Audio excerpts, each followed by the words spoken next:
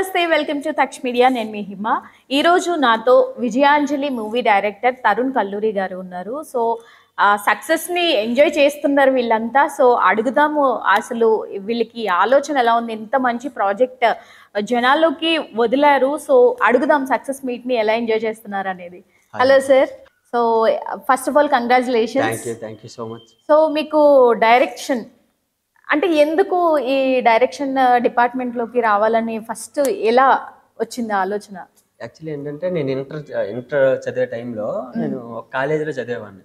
మనకి ఏంటంటే చదువు తక్కువ, చాలా తక్కువ. ఎప్పుడు పక్కన ఒక లీలామహల్ థియేటర్ అనేది ఉండేదన్నమాట. రోజు సినిమాలు చూడడం. ఇంకా ఈ కరోనా టైంలో అసలు మనకి చదువు అవ్వట్లేదు, ఏం అవ్వట్లేదు, ఇంట్లో తిట్లు, మన ఇలా కరెక్ట్ కాదు. అసలు ఏం చేయగలం మనం అంటే సినిమాలు బాగా చూస్తాం. అసలు సినిమాలు మనం ఎందుకు తీయకూడదు, అసలు మనం చేసి ఎందుకు చూపించకూడదు అని చెప్పి ఇంట్లోనే ఒక 5,000 పెట్టి షార్ట్ ఫిల్మ్ చేశాను. ఓకే, ఏంటది? ఫెయిల్యూర్ అని. ఫస్ట్ ఫెయిల్యూర్ అని చేశారు. చేసిన తర్వాత మంచి ఫెయిల్యూర్ సక్సెస్ ఇచ్చిందా మరి? చాలా. ఓకే. సో చాలా బాగుంది, అందరూ బాగా చేస్తే ఒక 2 షార్ట్ ఫిల్మ్స్ చేశారు. అప్పుడు సోషల్ నెట్వర్క్ లో ఫేస్బుక్, ఇన్స్టాగ్రామ్ ద్వారా ఎంబీఆర్ రాజా అని ఒక వ్యక్తి కలిశాడు. కలిసి బ్రో నా దగ్గర కొంత డబ్బులు ఉన్నాయి, ఒక మంచి స్టోరీ ఉంది, మనం కలిసి ఒక సినిమా చేద్దాం బ్రో, మంచిగా చేద్దామంటే విజయవాడకి అతనే టికెట్ బుక్ చేసి విజయవాడ రప్పించుకొని తన ఇంట్లోనే అక్కడే ఫుల్ ఫ్లెడ్జ్డ్గా డిస్కస్ చేసి బ్రో ఇట్లా వెళ్దాము, ఇది పరిస్థితి, ఏదైనా కష్టపడదాము, సినిమా తీద్దాం, సినిమాకి రూపాయి పెడతా తప్ప ఎవరికి రూపాయి ఇవ్వలేను, సో సినిమాకే ఏదైనా చేద్దాం అని చెప్పి అంటే సరే బ్రో ఓకే డన్, సినిమా చేద్దాం, మనం ఖచ్చితంగా హిట్ కొడదాం అని చెప్పి అప్పుడు స్టోరీ అంతా డిస్కస్ చేసి లొకేషన్లు చాలా చూసాం, అరకు వెళ్ళాము, చాలా తిరిగాం. తిరిగి లాస్ట్లో కాకినాడ దగ్గర ఉప్పాడ అనే గ్రామం ఫైనల్ అయిందనమాట. అప్పుడు డిఓపి ఎవరు, మిగతా టీం ఎవరు అంటే అంతా వైజాగ్ టీమే. మా ఫ్రెండే తరుణ్ రాణా ప్రతాప్ అని మ్యూజిక్ డైరెక్టర్, శ్రీను ఏమందని అతను డిఓపి అనమాట. సో అందరినీ టీం అంతా ఫైనల్ చేసుకుని అక్కడికి వెళ్ళిన తర్వాత హీరోయిన్ మెయిన్ కదా సినిమాకి, సో హీరోయిన్ ఎవరైతే బాగుంటుంది ఏంటి అని చూస్తే కొంచెం ఆడిషన్స్ అవి తీసుకున్నాం. వాళ్ళ కొత్త అమ్మాయి దియా అని అమ్మాయి పేరు. అమ్మాయి కెరియర్ వేరు, చేసుకునే పర్పస్ వేరు, మనకు నచ్చి తన యాక్టింగ్ నచ్చి మనం తీసుకున్నాం అనమాట. సో ఈ రోజు అమ్మాయికి వచ్చే ఆదరణ చూస్తే అమ్మాయి కాల్ చేసి చెప్పింది అనమాట, చాలా బాగా వస్తుంది ఆదరణ, చాలా బాగుందని చెప్పి.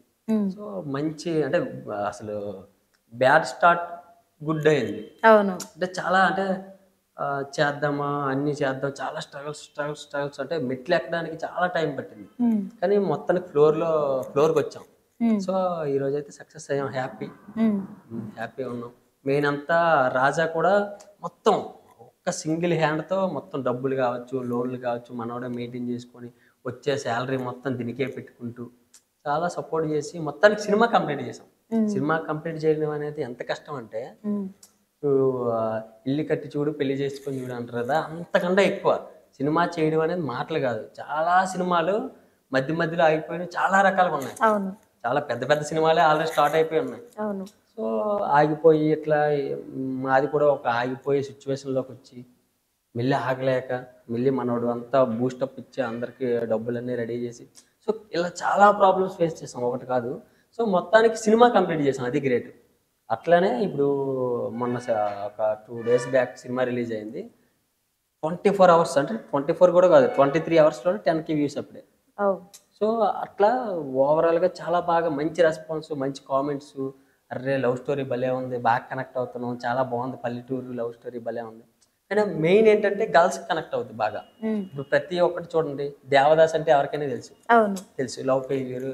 పార్వతి అంటే మాత్రం ఎవరికి తెలియదు, అంటే శివుడు భార్య ఏంటని అడుగుతారు. సో దేవదాస్ ఎలా అయితే లవ్ ఫెయిల్యూరో పార్వతి కూడా అలాగే లవ్ ఫెయిల్యూర్. సో ఇంక దేవదాస్కి ఏంటి తాగి మర్చిపోయే ఛాన్స్ ఉంది, ఈ అమ్మాయికి తాగి మర్చిపోయే ఛాన్స్ లేదు.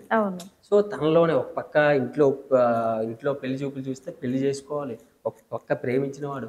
సో అసలు పార్వతిని చూపిద్దాం అనేదే మా కథ. దేవదాస్ని చాలా మంది చూపించారు, ఆరక్షణ రెడ్లో అమ్మాయి మోసం చేసిందని అబ్బాయి ఫెయిల్యూర్ చూపించారు, కానీ అమ్మాయి ఫెయిల్యూర్ ఎవ్వరు చూపించట్లేదు. అబ్బాయి ఎంత లవ్ చేస్తే, ఇప్పుడు ఒక అమ్మాయి లవ్ చేసిందంటే తన మానంతో సైతం అర్పిస్తుంది.